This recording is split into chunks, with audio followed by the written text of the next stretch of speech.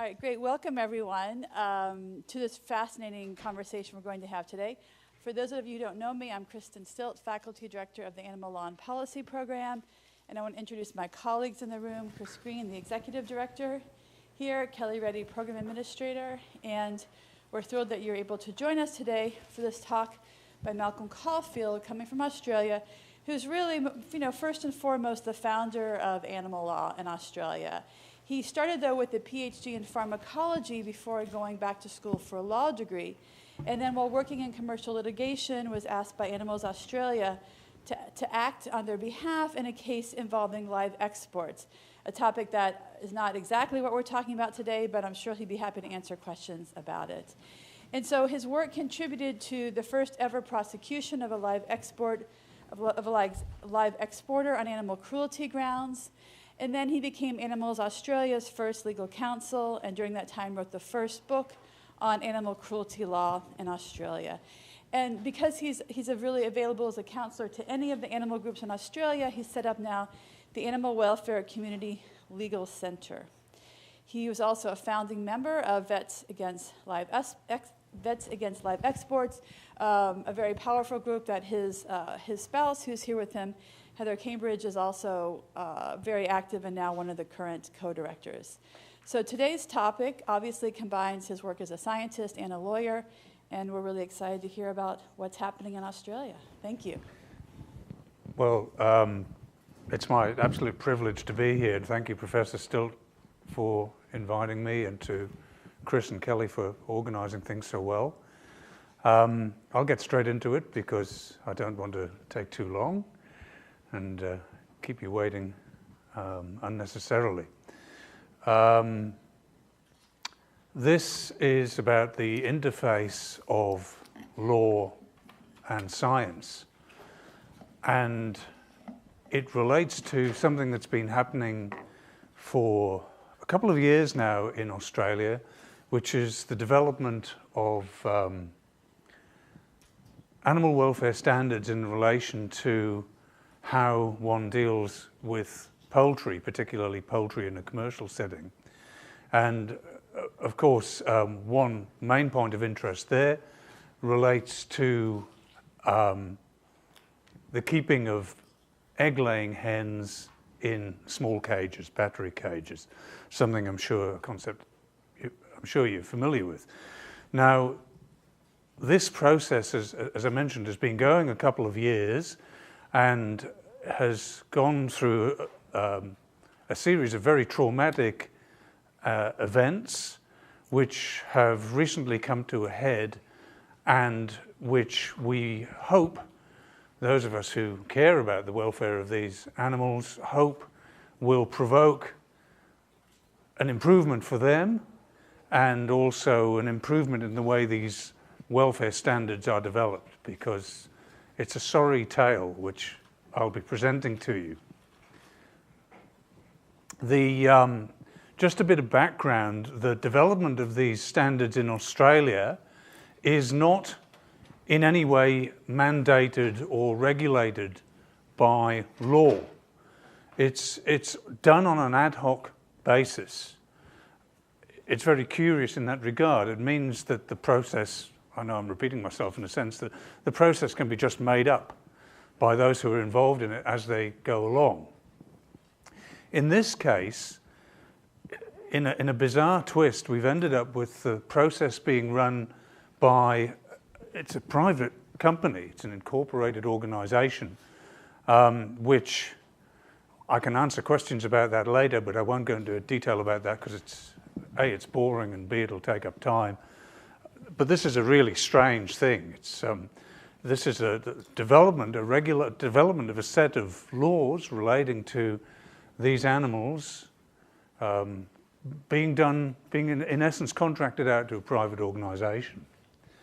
The way this whole thing has evolved has been such that, despite several recommendations down the years regarding these standard development processes, that there should be an independent review of the science, which is entirely logical, what you'd expect, that hasn't happened and doesn't happen. There are two main bodies in Australia which are non-government agencies that are at the forefront of animal welfare issues. One is RSPCA Australia, that's Royal Society for the Prevention of Cruelty to Animals, and their federal body, an excellent group of people, RSPCA Australia, and Animals Australia, which you may have heard of if you were at the Professor Stilt's class on live export yesterday. But if you weren't, that's a group that has come into tremendous prominence in recent years and therefore gets a seat at the table. But the problem with that is it's a big table with many seats, and those seats are occupied mainly by industry bodies. And so when push comes to shove, the industry says what goes. So we've got two independent welfare bodies at the table, and the rest are industry. This peculiar organisation, Animal Health Australia, that's running the whole thing, purports to develop these welfare standards according to a business plan, which in itself is a most curious concept, how you can have a business plan for animal welfare, but never mind, it's kind of a giveaway. This was put into place almost 10 years ago. You can find it on their website. It's a very odd document.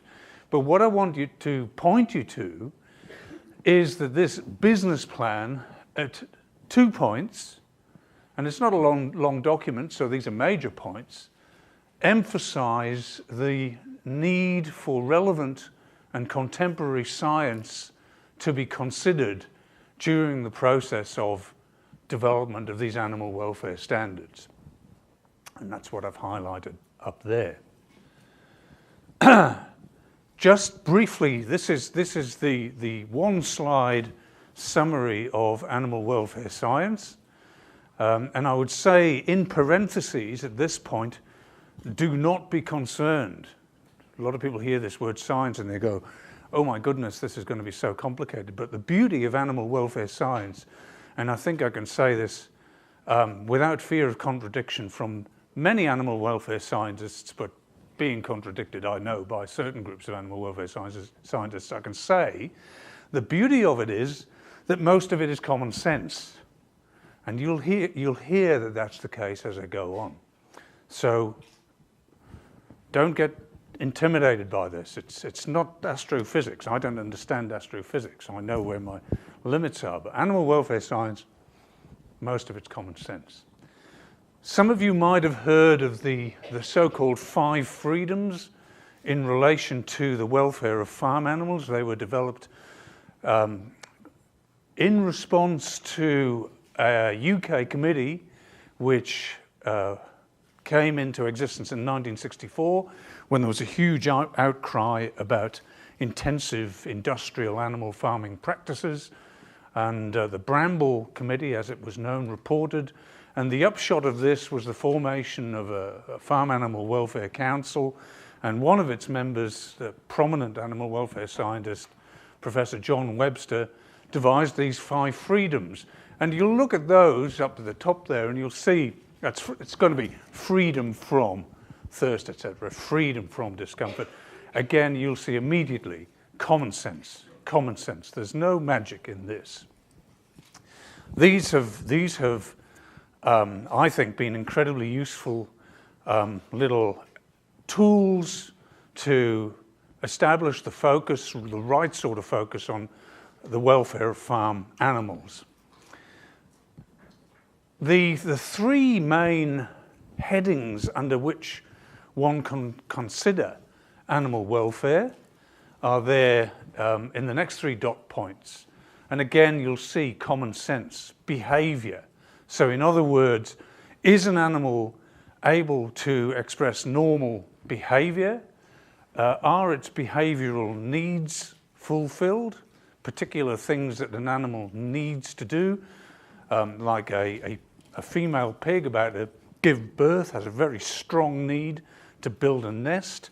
Hens have strong needs to scratch in the dirt, to dust bathe, and so on. Again, you don't need to be a scientist to know this. You just observe the animals, you can see this. And then the next point, again, blindingly obvious, health. If an animal has a broken leg, it's not going to be in a good state of welfare. It's diseased, it's not going to be in a good state of welfare.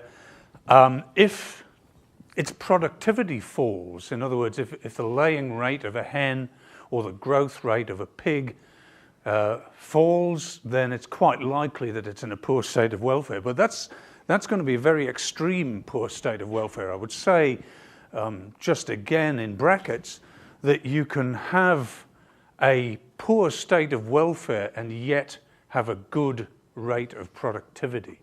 So it's got to be looked at in that context. That's the caveat there.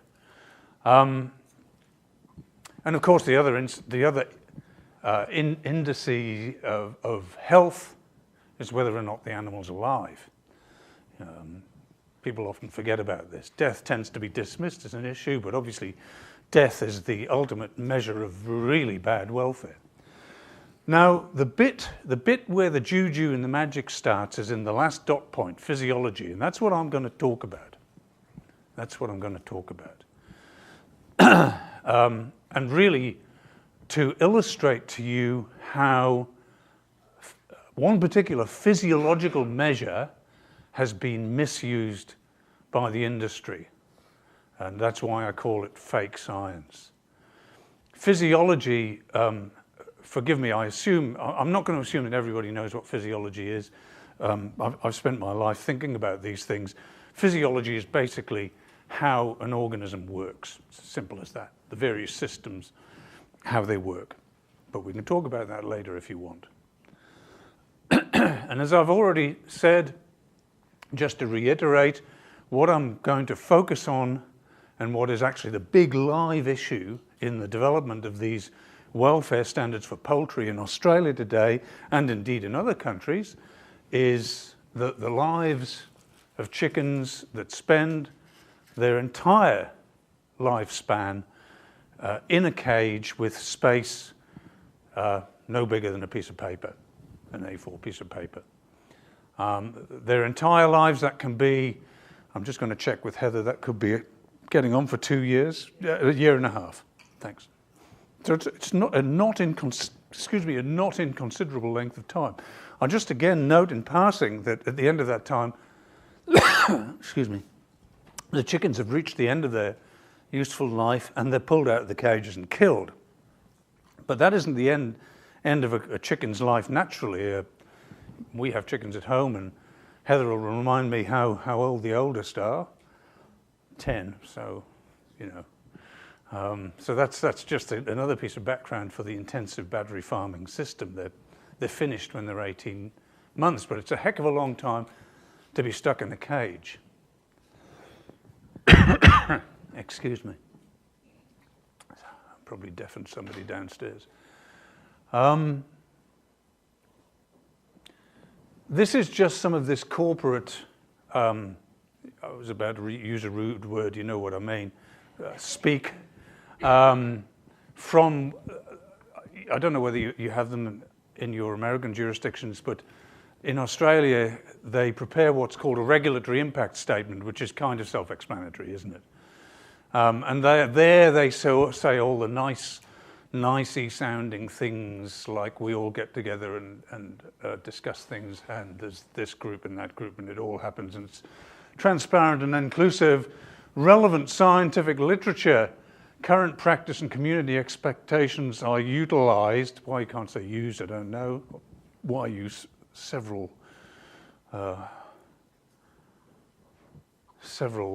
words, letters where you can use a couple to support an evidence-based approach. What I'm going to say is, in fact, that's nothing like what happened. The process, which I've already mentioned, is run by this private company, got delegated even further. It was delegated out to one of the jurisdictions in Australia, which is in the state of New South Wales, to the department that looks after agriculture. They're the Department of Primary Industry. A wonderful chap called Dr. Jed Goodfellow, who works now with RSPCA Australia, had the clever insight to go and use freedom of information laws to get a load of documents out of this department relating to the way that they'd managed the process. And I've seen those documents, the ones that have been released so far, and they are damning. They show there were many secret meetings between the department and industry. So the animal welfare organisations were kept out of that, and they were never going to be told about them had Jed not found these documents. And the tenor of the discussions that went on were basically, look, we're going to have to fiddle this whole thing, we're going to have to fix it so that we don't arrive at any result that's going to be embarrassing to industry about battery cages. During this whole process, RSPCA Australia got so incensed with the way that the whole thing was being done that they would have to, they said they were going to pull out the whole thing. They were so disgusted with it, which is unprecedented. So they said in their secret meetings, in other words, they preset the agenda without letting anybody else know, that the agenda was, we're not going to ban these battery cages. Bottom line. Some of the rubric in the old standard, if I can call it that, which basically dates back to 2002, referred to what I've got in the quotes in that last paragraph there, that there should be sufficient space to stand, lie, stretch the limbs, perform normal patterns of behaviour. And the bright spark who was conducting this exercise said, well, we're going to have to delete those words because you can't have those words in and still have the birds in battery cages. Interesting. Now then, I just in the last 10 minutes or so want to talk about this bit of physiology that is my particular interest. And I just preface this by a question to which the answer is self-evident. If you, in the industry, wanted to have a scientific measure of animal welfare that would suit you best, which one would it be?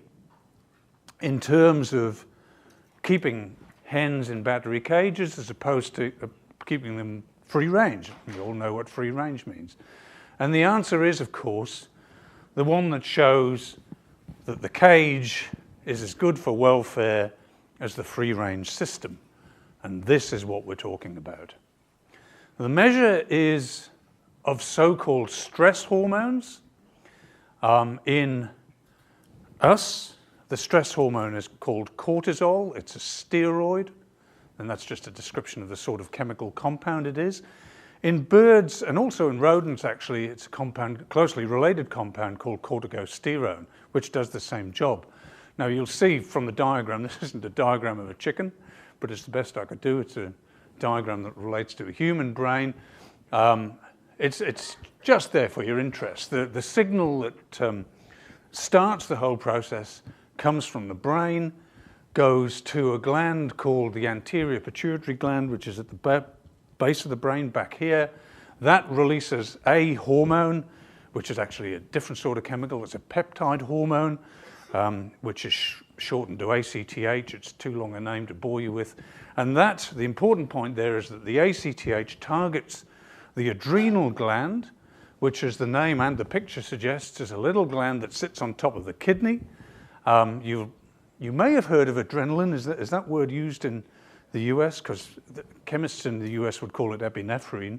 But adrenaline, you've heard of. That comes from the same gland, but a different part. So this is what's called an adrenocorticotropic hormone, because of where it comes from. And off it goes and does its job. So that's the system we're talking about, often shortened to the HPA axis.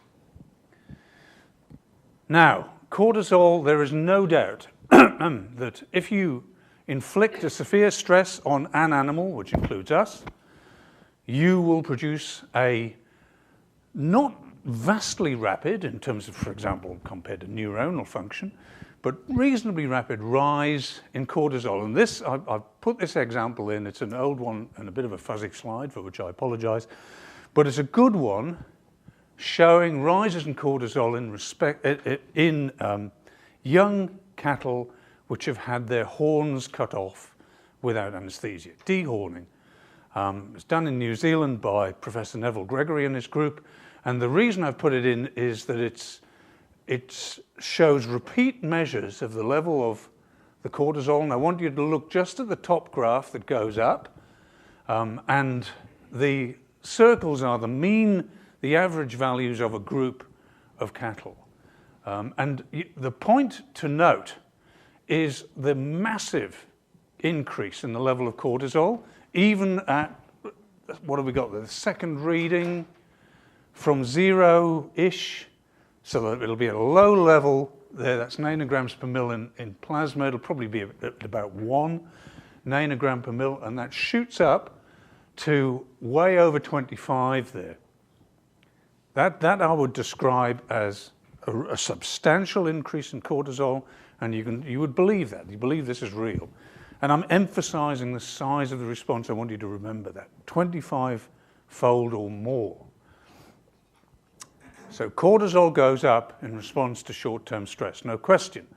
So if you're measuring short-term, if you're interested in short-term stress in an animal welfare perspective, you can measure cortisol, and if it goes up to that sort of level, you can say, yeah, the animal's stressed.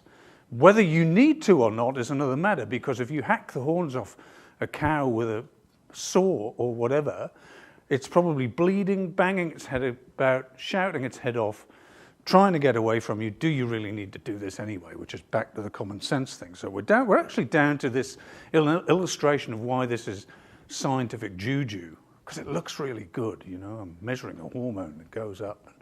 Why don't you just look at the animal and see what it does? Now then, here's a problem with measuring cortisol. Remember I said short-term stress. The problem is if you maintain the stress, the cortisol level falls back. And I want you to look at the bottom right-hand panel where it says conventional mules. This is the mulesing process, which is in Australia used regularly, where in order to avoid sheep becoming badly fly-stricken, this is where flies get into a sheep's rear end, lay their eggs, the maggots get in and literally eat them alive. So the answer to this, that was devised by a chap called Mr. Mules, hence the name, is to cut a huge lump of flesh off the backside of the sheep. Sorry, backside as in, I know it might not have the same meaning in American English, but I don't want to get in any more descriptive than that. You cut a lump off, the skin basically scars, and the flies can't get in. However, so it's a painful process. It's done usually without anesthetic, although some anesthetics are coming in, and in fact this paper done by Andrew Fisher and colleagues was about the effect of anesthetic. But what I want you to see, and what you can't see down there, is that the last time point out to the right there is 6 hours, because I couldn't get the axis on there. So in other words, it's the same story, not as many measures, so not as good an experiment, but nevertheless a clear increase in cortisol levels. Forget about the numbers. They were using a different measure way of expressing their numbers. But the point is, there's the peak, the short-term stress, and you can see it more or less comes back to normal after a couple of hours. However, if you look at other measures, and we're back to common sense now, the point is the animals kept losing weight for 7 days. They stopped measuring after 12 hours, but at 12 hours they were still exhibiting other abnormal behaviors, hunched, standing, stiff walking, a lot of time spent standing as opposed to lying down. In other words, a sensible person would say they're still in pain. So the point I'm trying to make is that if you are measuring long-term stress, this is a waste of time as a measure because it fades anyway. Okay? Ask me later if I haven't made that clear. It gets worse. It gets worse because the best way to measure cortisol, obviously it exists in the blood, the best way to measure it is to take a blood sample. The problem with that is taking the blood sample itself is stressful for the animal. And excuse me. And these are chickens done by Downing at the University of Sydney and Bryden, who's at the University of Queensland, measuring corticosterone in chickens. You remember that's the target hormone here. And you can see that even handling the animals causes an increase. So if you're getting the feeling that this is a bit of an unreliable technique, or it has huge problems surrounding it, you'd be right. It gets even worse. These are cortisol levels taken in an individual rat over a day. Look at what happens. Look at the extent of the changes. Okay? It starts down there at probably, looking at that, 2, 3, 4, maybe nanograms per mil of corticosterone in your plasma. That's the concentration. And this is just an animal that's being observed, although remember, when you take the cortisol anyway, that's going to take the blood anyway, that's going to increase the cortisol. Not only does it go up overall during the day, which is a circadian rhythm, it also has peaks during that day, which is called an ultradian rhythm. So in other words, if you're trying to measure cortisol as an indicator of the animal welfare state of the animal, as reflected by its stress, how do you do that unless you've made a measurement throughout the whole day? Because otherwise you're going to make a measurement out here, and remember I referred to the earlier result, a 25-fold increase. Well, you'll get a 25-fold increase seemingly depending on which time of day you measure it. And whether you're on one of those peaks or in a trough is going to influence your interpretation. So if you're beginning to think this is really useless, you'd be right. This is stuff from the Harvard Medical School, in fact, showing 8 individual male volunteers. It's just to show you that the same thing happens in man. It's all over the place. You can see the diurnal rhythm, but you can also see the ultradian peaks happening there. Now, what did the regulatory impact statement say that's agitating me so much? They said that with regard to things that chickens want, which are natural to them, which is to perch, to nest, and scratch about in litter, there is little physiological evidence to indicate that bird welfare is impaired if they don't have these things. Well, when you dig down to those statements, which disgracefully are in a review yet to be published, but I got from one of the authors the source material for this, it's all related to measurements of corticosterone. All right, so there's a key statement, little physiological evidence to indicate that welfare is impaired. But we've just said huge question marks about this method anyway. This was one of the studies. Now, the reason I've put that up there, and don't be put off by that, these are 2 identical experiments measuring corticosterone in egg white. Now, you might think that that's a bit daft, but you'll remember that I said that if you try and get it in blood, that causes a rise in corticosterone itself because of the stress to the animal. So it'd be very useful to have an indirect measure of corticosterone, and people have looked at egg white because it's probably the case that corticosterone goes from the blood into the egg as it's being formed. All sorts of problems with that, which I won't go into now. However, I just want you to look at the scales. These are 2 identical experiments. So in experiment 1, this lady in her PhD got values somewhere between 20 and 30 nanograms per gram, and then she repeated the experiment, and she's now got 0.3, 0.4, 0.5. How can this be? This is crackers. Nobody's commented on this. But does this give you the impression that this is a really stupid measure? Because at least you'd expect the measures to be consistent. But in 2 different experiments, she's got a range of 50 to 100-fold different. And if you coming to the conclusion that, like me, you think this is all worthless, you'd be right.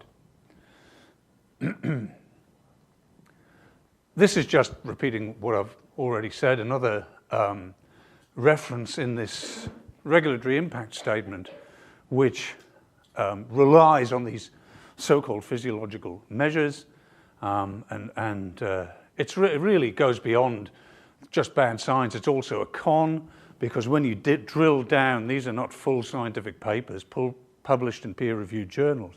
They're abstracts from meetings.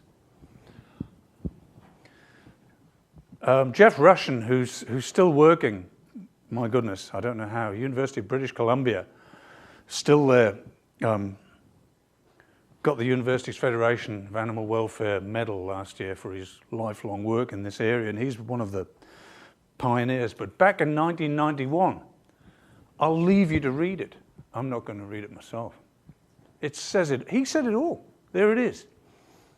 And while you're reading it, I'll distract you by telling you that people have just ploughed on regardless, despite that clear statement in a highly reputable journal, putting up the warning flare, saying, this is no good. Look at what he says. You can look at chickens in cages and chickens not in cages, and you can get measures that are up, down, the same. You can get what you like. In other words, he said in 1991 it was just a load of rubbish. So what's happening? Animals Australia, who I've already mentioned, did a phenomenal job of whipping up, in a very clever way, and I'll answer questions about that later if you want to ask me questions about that, submissions to this review process. You've never seen a response like it. 165,000 public submissions basically saying, get the hens out of battery cages. Minister Alana McTiernan in Western Australia, which is one of our jurisdictions, as you probably know, in Australia, who's proving herself to be a bit of a champion of animal welfare, has basically come out and said, we in my state don't want battery cages. This is almost unprecedented. Certainly going to, if I can use a phrase from Stephen Wise, that's apposite rattle the cage. And the Victorian government, that's another of our jurisdictions, just said, look, this is rubbish. Your so-called scientific review is trash. And they went out and invested quite a bit of money in commissioning one of the best reviews on the subject I've ever read by, at the time, Bristol University Vet School professor Christine Nicol. But is this going to make any long-term difference? We don't know. My own personal view is we need a change of government from the right-wing government that we've got at the moment. It's not that interested in animal welfare in the broadest sense. And I just mentioned the Productivity Commission insofar as this is, it's a government body which shocked everybody by producing a review of animal welfare legislation, farm legislation as it pertains to farms, and shocked everybody by saying what we must have is a scientific, an independent commission that oversees all of these matters, including independent scientific review. So that's where we're at. It's been a very rocky road, but at the end of the day, through the efforts of all of the people I've mentioned, it may be that we're on the threshold of an improvement, and it may be that we get away from all of this rubbish science which the industry has been hammering to support its cause. Thank you very much.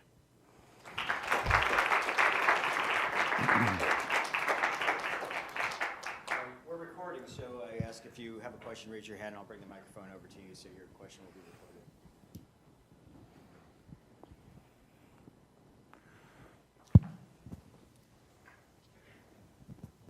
Hi, thank you for your talk. It was very interesting, and I think you made a really good case that particular lobbying groups have been exploiting scientific findings in favor of industrial interests. But I wonder if based on your presentation, I'm not sure if we might be throwing the baby out with the bathwater in some ways, in that it could be that corticosterone and the science behind this actually is a good indication of when an animal is stressed, even though its absence does not indicate that the animal is operating well. So you could imagine that there was the rat figure you showed, there was a huge trough and peak over the course of the day. Maybe that is just an indication that a rat's life is very difficult, right, over the course of the day, and that we need to think more about how to actually reduce those levels, even though the absence of corticosterone doesn't indicate welfare. And I think also it could be the case that using the common sense approach could be damaging in some ways too, because I think that there are some studies showing that even animals that aren't displaying external signs of stress are actually having internal lives that are, like tied up in suffering. So I'm wondering if is there research that shows human cortisol levels changing over the day with subjective reports coupled to their cortisol changes, so we can know maybe this chemical does actually make you feel badly, even if its absence doesn't. Okay, lots of points there, all of them good. Point one, I agree. Point two, I agree. The last point, which is a critical point, is that there are studies which look at things which might be said to be stressful to humans. There have been studies in prisoners, for example, incarcerated. Their cortisol, when you look at the normal daily rhythms, which are in normal people, not stressed, and compare them to prisoners in jail, no difference. And then they've looked at other sorts of situations, for example, sports people about to partake in stressful sports events. I think it was a recent study on rugby, would you believe? And rugby players, their cortisol levels stay quite normal, even though they would claim to be excited and stressed and so on.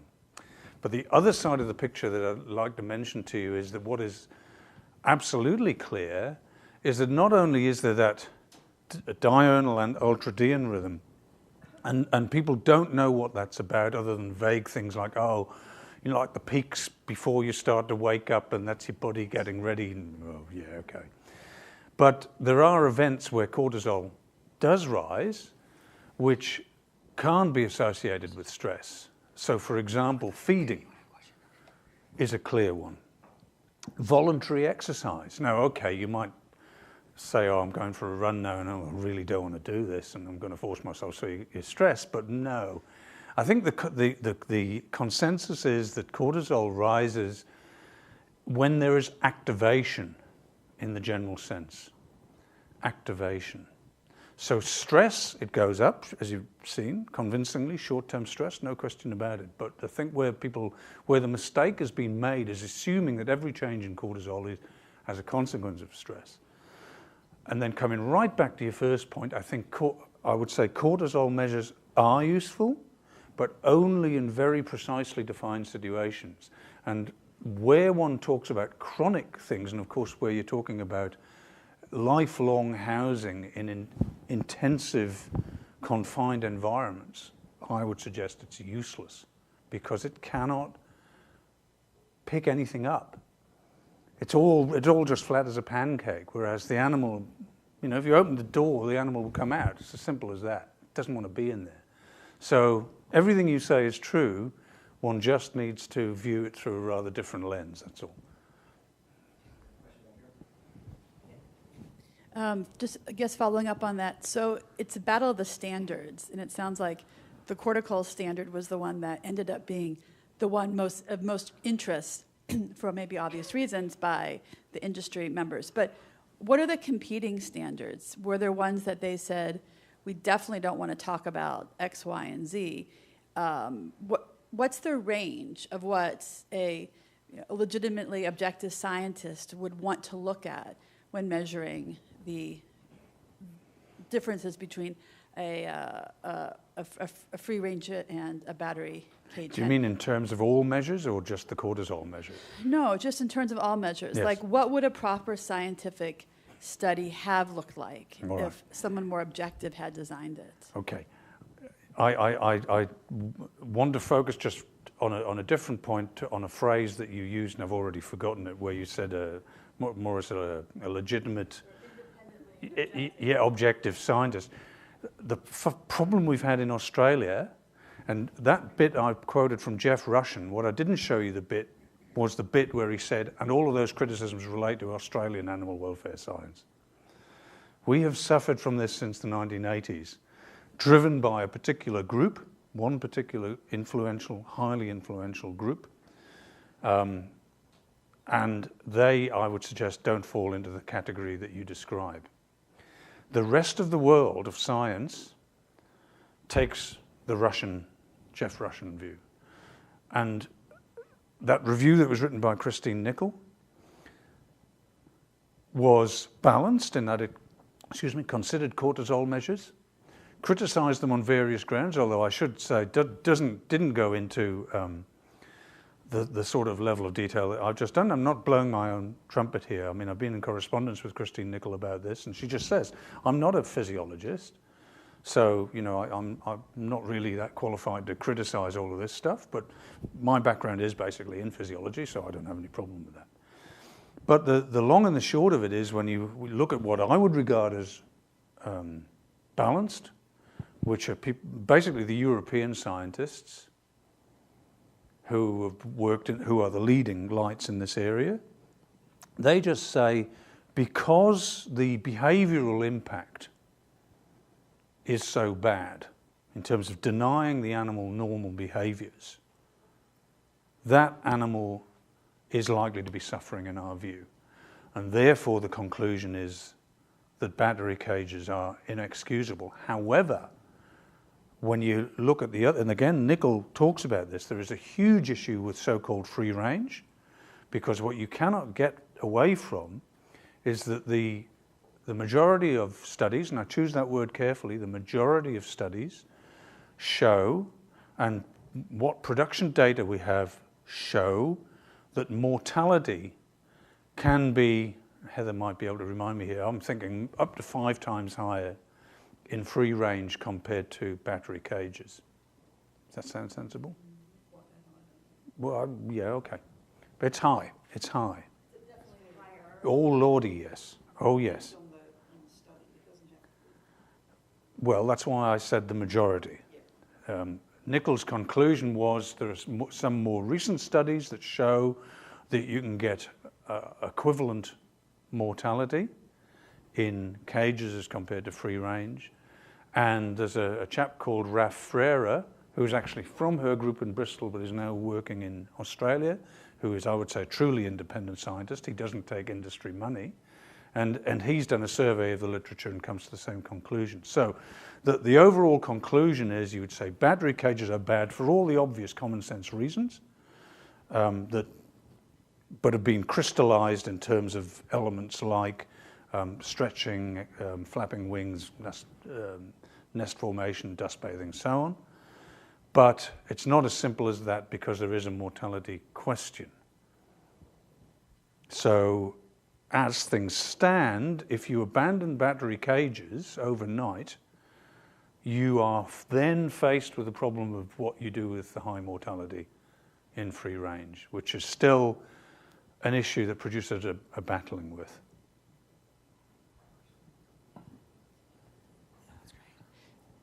Isn't it the case for years and years and years, certain scientists were using the measurement of cortisol levels in the brain to claim that animals were not even feeling pain at all? Oh, I don't know. Do you know anything about that?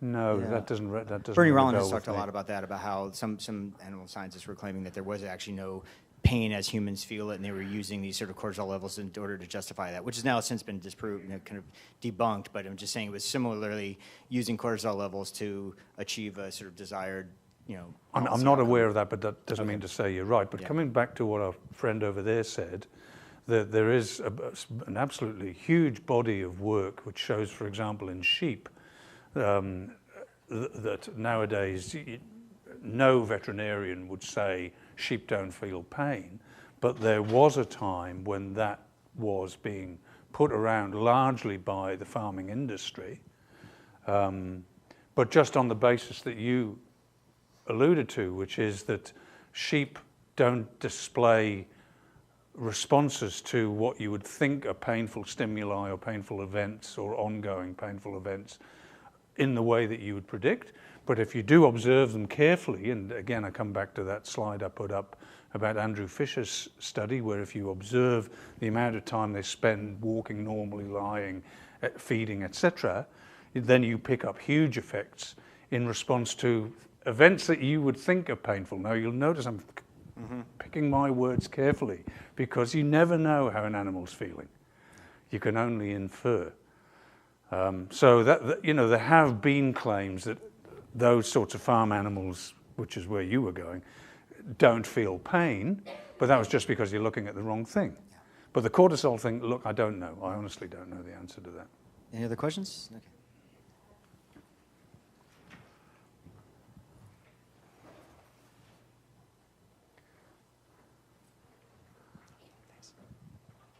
Hi. Hello. What causes the higher mortality rates in the cage-free? Really good question.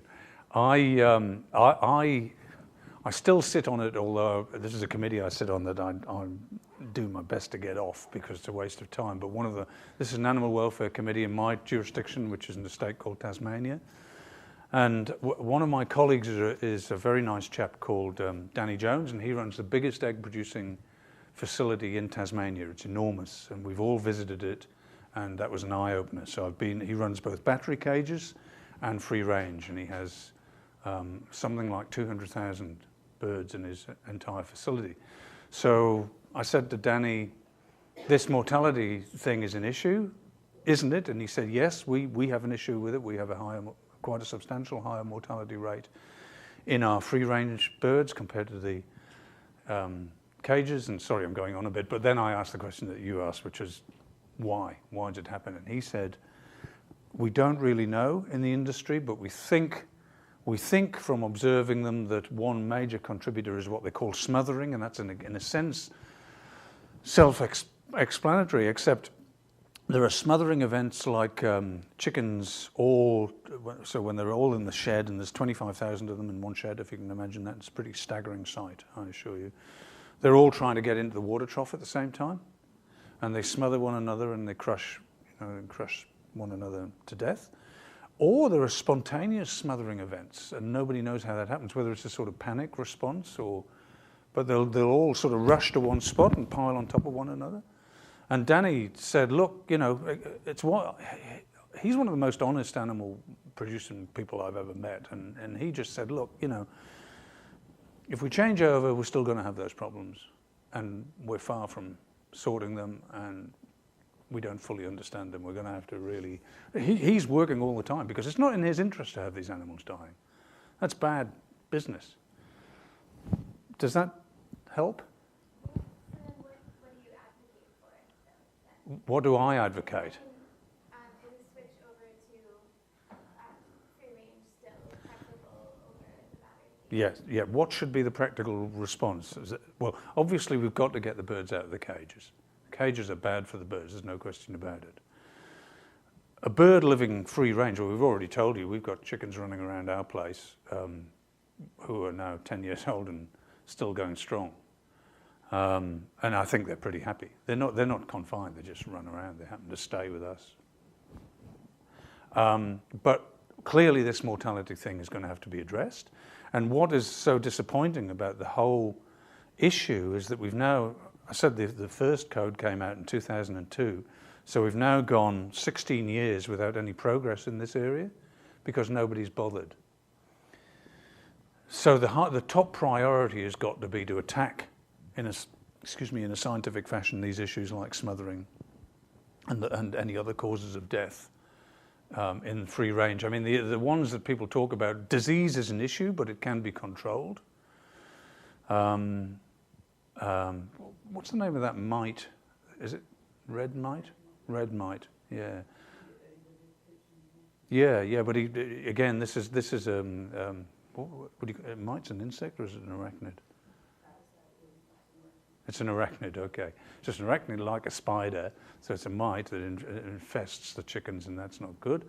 And it means you've got to, as Heather mentioned, it means you've got to be careful about having wood lying around the place.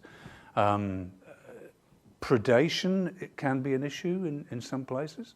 Hawks, wild dogs, cats, you've got to keep them out. But they aren't unsolvable issues, but it just means there's got to be focus on this. And it hasn't happened. That's a disappointing thing. Hi, thanks for kind of indulging these questions and delving really into these kind of deeply complicated issues about what it sounds like are, you know, some of the trade-offs with these more, you know, quote-unquote humane systems. Yes. And I kind of want to drill a little further into that, because I've also heard, you know, here in Massachusetts, we had the ballot measure to end confinement of hens. Yes. And to ban the import of those sales from battery cage confined hens.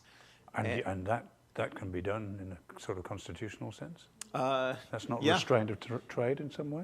Well, yeah, I mean, Interesting. It passed as a Democratic ballot measure, but of course, you know, litigation is always kind of forthcoming. Yeah. So we'll see how it holds up in the courts. The contestation that I often heard is this increased mortality issue. Yes. And I also heard something about pecking order as well, and the fact that some of these hens might potentially get competitive with one another and peck each other to death. Yes, pecking's a big issue. Excuse me, injurious pecking it's called, which is again self-explanatory. So there was this industry guy on NPR who was talking and boasting about the low mortality of these battery cage systems. Yes. And that being the justification for them. He's like, you know, it's only like 1.25%. Yes. Might be something like that. Yes. Back of the envelope, right? Say it's on the order of 1%. Well, that sounds about right. yeah. So, but in a, you know, so a 25,000 operation, Yes. a chicken operation, which is the size of a large state college campus, that would mean 250 of the chickens dying. Yes. You know, per cycle or year or whatever. Yes. So if you had 250 deaths on a college campus, Yes. that would be a huge issue. You're sounding like an animal welfare person. Yeah, I know. But I mean, I just like, you know, in terms of talking about these quote-unquote free-range operations as something like chickens pecking around the backyard, even if you could drive it down to 1%. Yes. The short answer is you can. Sorry to interrupt you. Yes, that you can. Because Heather picked up on this, and Christine Nichols' conclusion was very much that it is possible to get it down to equivalent levels in free range. You've just got to work hard at it. And it sounds like the hard work that you're advocating for is just the reason that hasn't been performed yet is because of a lack of priorities. Correct. It's been left lying for 16 years because the industry, as you saw from the way they've influenced the legislation development process, has just assumed they're going to be able to carry on. Okay. They've done nothing. And they control the research funds, incidentally. So allocation of research towards reduced mortality and Yes. stress would be kind of the top It's got priority. to be the top priority, correct. Okay. Correct. And the other thing I'll just intersperse with, which is on a different topic entirely, is that you may recall that I mentioned in the facility I and the other committee members visited, there's 25,000 birds in a shed. There's a whole question about how many of them ever go out. And the studies show that can range from next to none to almost all. So that's another welfare question. And the other point, while I'm on a roll in response to you're stimulating me, is something that we've always said, which is even if the birds die when they're out there, if they do go out there, is it better for them to at least be able to go out there? Okay, they die, but once you're dead, you don't suffer anymore. And it's this whole, actually, this is a really important thing. It's a tension in animal welfare as to which measures you add the weight to on the balance. Because you'll have realized there are all sorts of measures that you can make, but the scientists cannot tell you where to strike the balance. And at the moment, I'm sure you'd agree, public opinion is strongly in favor of let them go. and probably let them go regardless of whether some of them die or not. You know, do you want to live free and die free? You know, it's sort of stuff. Sound like. We've got to clear the room pretty soon, so we got time for one more question, and we'll have to sign off. Yeah, I had a bunch of little questions, but I'll try to ask them one that intrigued me most. Because we've been talking about pain now during the discussion period. You used the word pain only once in your presentation. Sorry, you used the word? Pain, yes. as opposed to stress. Yes. And what I want to know is your analysis, is it applicable to pain as well as stress? Do you differentiate the two? The other question I have, it's on the, I have to remember now, just back to the cortisol levels and the fluctuations. Now, I wondered if the pickup neurons for the corticoids might have a refractory period. The which neurons? Refractory period. The neurons that pick up the corticoids. You mean when it feeds back to the brain? Yes. So do they have a refractory period where they just don't respond? Well, look. Maybe that's what that Can I is? address that first? Sure. No. I'll address that first. I wanted to ask you also about learned helplessness. I want to address it first before I forget. And then I'll come back to the first one before I forget that as well. But he'll be around afterwards to answer some of these. The answer is nobody knows, but what you suggest is entirely rational because, after all, that's the feedback loop. And those sorts of peaks and troughs are reminiscent of what would happen if you were having a feedback loop with a slow response time. The pain versus stress argument, do you want to answer that? Or shall I give it a go and you can tell me if I'm wrong? Pain, this is back to the common sense thing, because we're organisms, we're animals, we know what it's like. Pain can cause stress, but stress, the change in stress levels is not reflective of your state of pain, particularly where you're suffering chronic pain, and therefore, cutting to the chase, so to speak, to attempt to use cortisol as a measure of whether an animal's in pain or not is wrong and will mislead you. Is that fair enough? Thank you. Heather's a vet, by the way. Sorry? Yes. All of those behavioral things. All right, we have a class that's eager to move in. So I want to thank Malcolm again very much, and I think we can move our questions to the hall if you are willing to take a few more.